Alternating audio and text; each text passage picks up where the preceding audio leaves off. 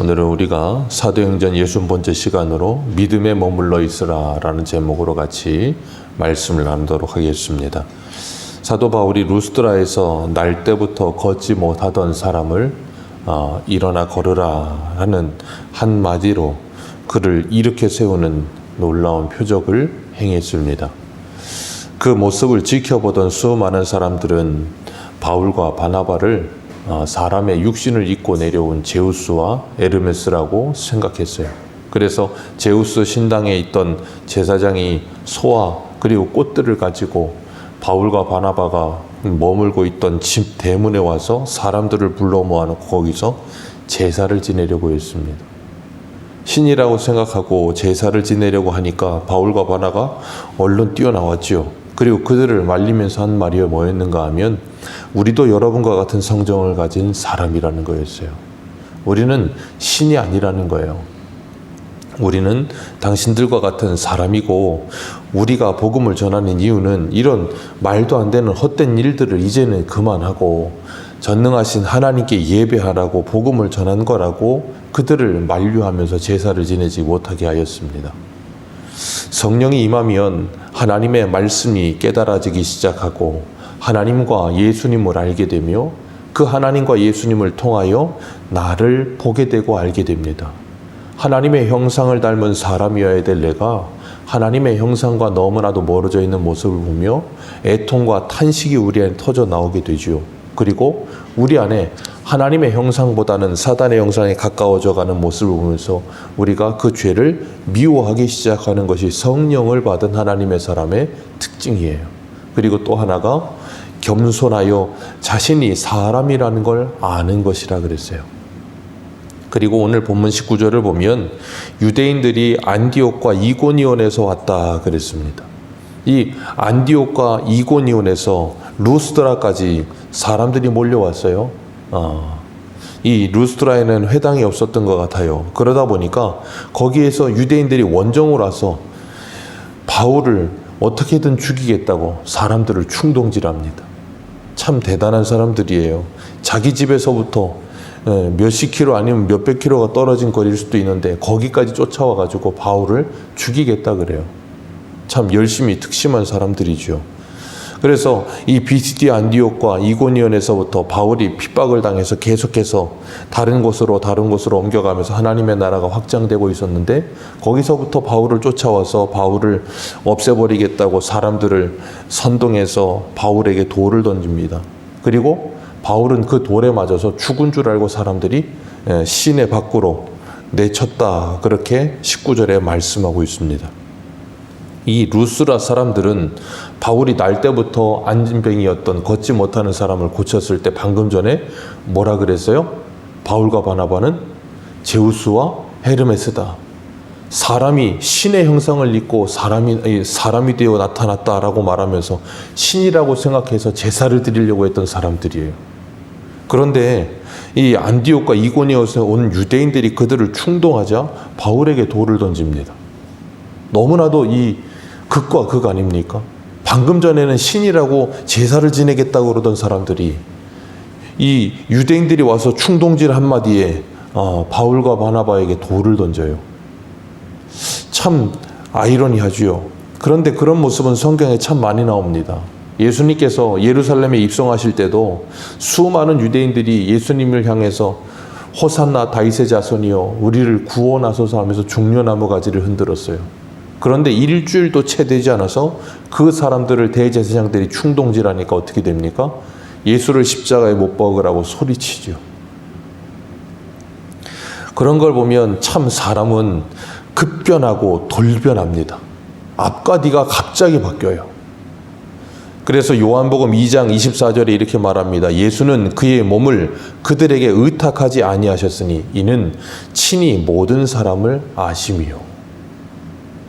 주님은 모든 사람을 아신다는 거예요. 사람이 급변하는 것, 사람이 얼마나 변할 수 있는지를 잘 아시는 거예요.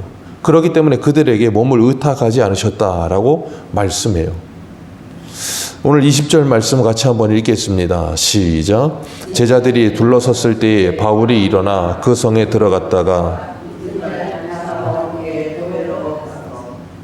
여기 보면 사도 바울이 돌에 맞아 죽은 줄 알고 내치니까 그 루스드라에서 바울의 전하는 말씀을 듣고 제자가 된 사람들이 그 바울 옆에 이렇게 둘러섰다는 거예요. 그랬더니 바울이 갑자기 일어나요. 그리고 나서는 루스드라로 다시 들어갑니다. 굉장히 아이러니하죠. 보통 사람 같으면 거기 뒤돌아도 안 봅니다. 그냥 다른 데로 가버리죠. 근데 바울은 그러지 않고 그 성으로 다시 들어갑니다. 자기들을 돌로 쳐 죽이려고 했던 그들에게 다시 돌아가서 거기서 바나바와 하루를 기거하고 난 후에 더베로 갔다 그랬습니다. 그리고 그 더베로 가서도 뭐 했어요? 복음을 전합니다. 그랬더니 많은 사람이 제자가 되었다. 그렇게 말씀하고 있어요. 우리가 이 말씀을 보면서 잊지 않아야 될 건 사도 바울은 하나님의 복음을 전하는 일이라면 그것만으로 자신의 인생 전체를 걸었던 사람이에요. 우리가 예전에 주기철 목사님을 떠올리면 단어가 하나 떠오르죠. 일사각오라는 단어. 네. 그것처럼 사도 바울도 그런 일사각오적인 마음의 태도와 자세를 가지고 살았던 사람이에요. 그래서 우리 한 군데 보겠습니다. 사도행전 20장 24절입니다. 사도행전 20장 24절.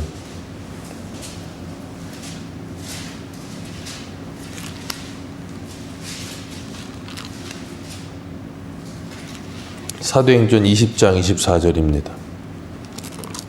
같이 한번 읽습니다. 시작.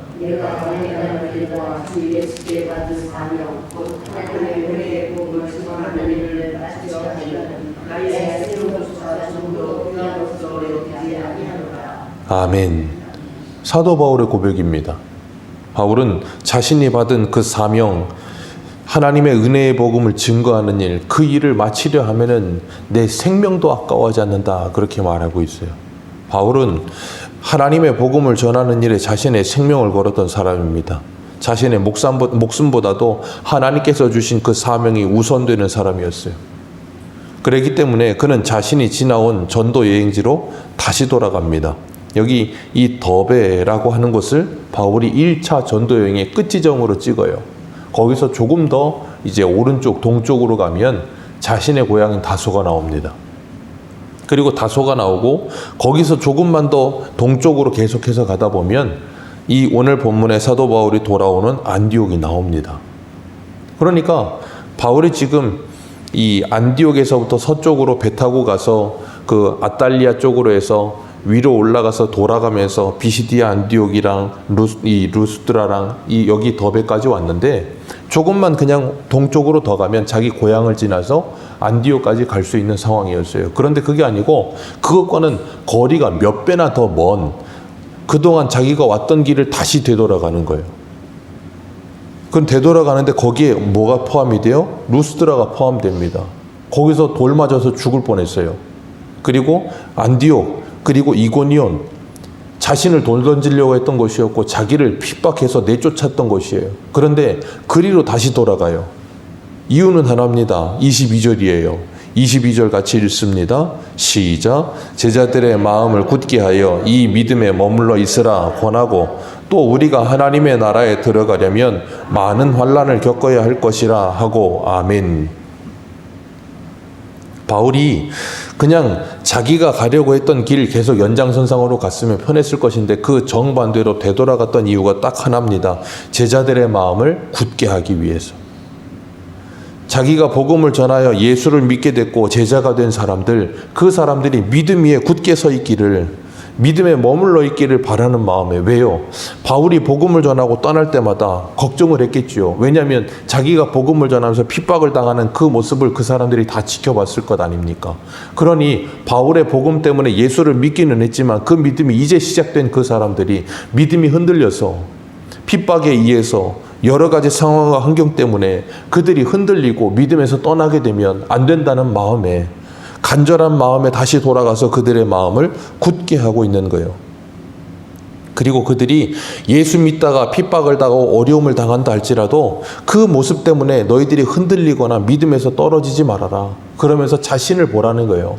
자신이 복음을 전하다 핍박을 당하고 죽을 고비를 넘기지만 자신은 믿음에 머물러 있었다라는 것을 그들에게 눈으로 보여주기 위해서 그리로 다시 돌아가는 거예요. 그러면서 그가 말해요.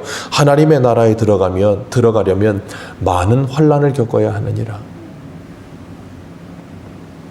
우리가 예수를 믿고 구원받은 하나님의 자녀로 이 세상을 살아가면 많은 환난을 겪습니다. 그건 어쩔 수 없는 사실입니다. 우리가 예수 믿고 구원받으면 우리의 인생이 이 땅에서 잘 될 거라는 생각 자체를 우리는 가져서는 안 돼요. 분명히 예수님은 이렇게 말씀하셨어요. 요한복음 15장 18절 세상이 너희를 미워하면 너희보다 먼저 나를 미워한 줄 알라. 너희가 세상에 속하였으면 세상이 자기의 것을 사랑할 것이나 너희는 세상에 속한 자가 아니요 도리어 내가 너희를 세상에서 택하였기 때문에 세상이 너희를 미워하느니라. 성도는, 교회는 세상에 속해 있지 않기 때문에 세상으로부터 미움받는 것, 세상으로부터 환난당하는 것이 정상이라는 거예요. 그게 비정상이 아닙니다. 그래서 바울도 뭐라 그럽니까? 아니, 베드로도 뭐라 그럽니까? 너희들이 당하는 불시험을 이상한 일 당하는 것처럼 여기지 말라. 그건 당연한 것이다 라고 말씀하세요. 그리고 예수님께서 요한복음 16장에 이렇게 말씀을 하세요. 요한복음 16장 33절 이것을 너희에게 이르는 것은 너희로 내 안에서 평안을 누리게 하려 함이라. 세상에서는 너희가 환난을 당하나 담대하라. 내가 세상을 이기었느니라. 예수님께서 제자들에게 주님께서 행하시는 모든 일들, 제자들이 어떤 일을 당할 것인지를 말씀하시면서 하신 말씀이에요. 이걸 너희들에게 말하는 이유, 세상에서는 너희들이 환난을 당하게 될 거다. 그러나 담대해라. 내가 세상 이겼다. 그런 것처럼 너희들도 세상을 이기게 될 거라는 걸 주님이 미리 말씀하시는 겁니다. 바울도 마찬가지예요. 복음을 전했고 제자가 된 그들에게 다시 돌아가서 너희들 하나님의 나라에 들어가면 많은 환난을 겪어야 된다. 이 세상에서 무엇인가 대단한 꽃길이 열리는 건 아니다. 그러나 믿음에 굳게 서 있어라. 그리고 그 영생을 바라보라 라고 말하면서 바울 자신이 뭐가 돼요? 그들에게 권면이 되고 위로가 되는 거예요. 그래서 우리 고린도후서 1장을 한번 보겠습니다. 고린도후서 1장입니다.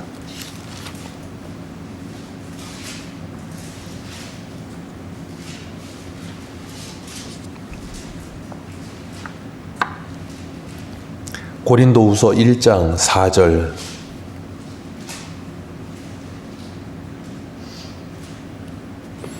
같이 한번 읽겠습니다. 4절부터 읽어 내려갑니다. 시작. 우리의 모든 환난 중에서 우리를 위로하사 우리로 하여금 하나님께 받은 위로로서 모든 환난 중에 있는 자들을 능히 위로하게 하시는 이시로다.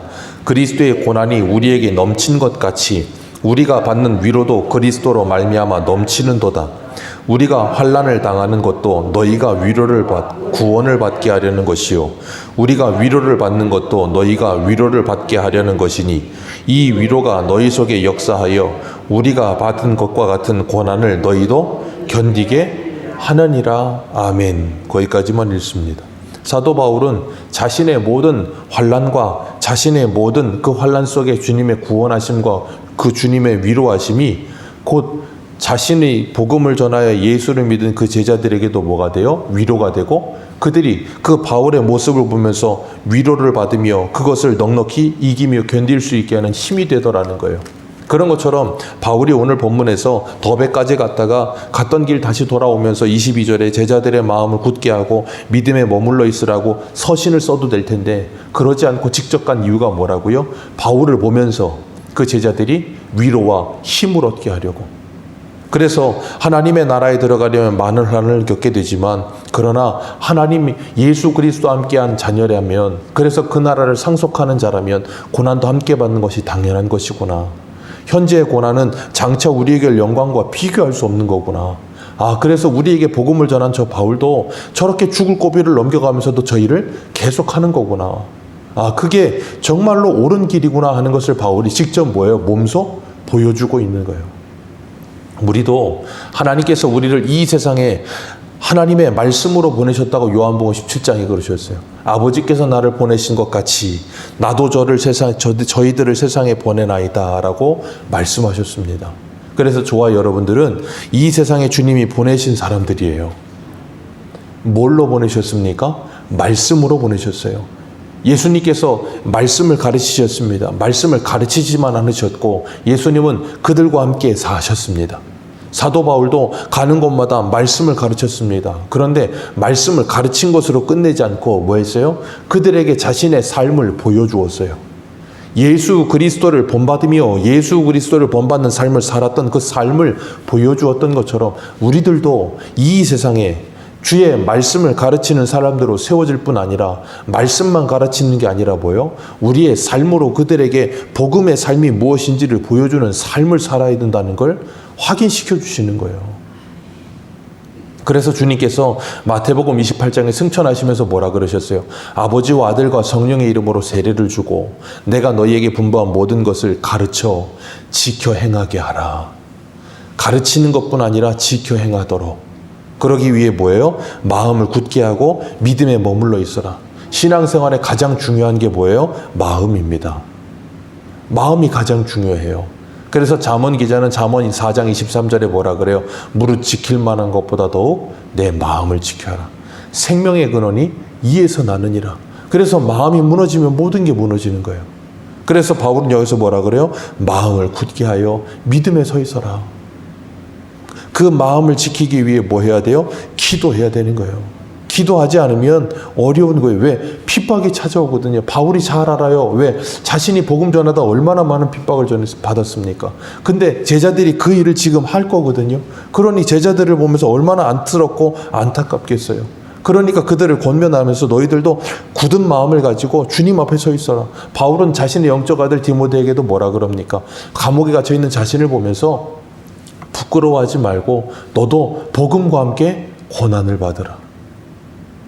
복음과 함께 고난을 받으라가 자기 영적 아들에게 보내는 서신이에요. 왜요? 그것이 가장 영광스러운 길이니까. 그건 영적인 눈으로 보지 못하면 보이지 않는 거예요. 어떻게 복음과 함께 고난받는 게 영광스러운 길입니까?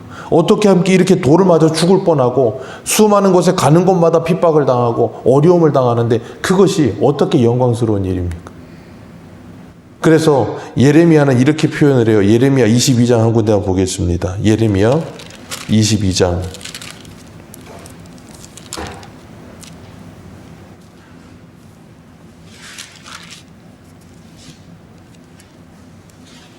죄송합니다. 20장입니다. 예레미야 20장.